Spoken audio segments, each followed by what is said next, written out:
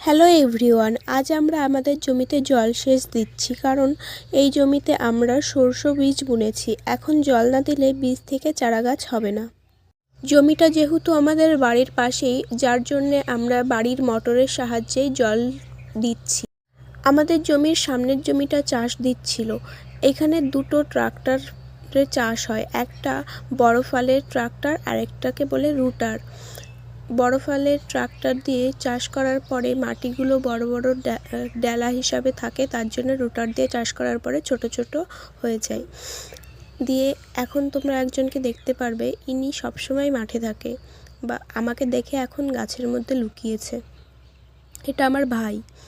ওকে যখনই খুঁজে পাওয়া যায় না, মাঠের দিকে তাকালে দেখা যাবে বা ওকে ডাকলে শোনা যাবে মাঠ থেকে ডাক শুনছে। এখনও চলে এসেছে জল দিতে। ভিডিওটা এ পর্যন্তই। ভালো লাগলে লাইক করে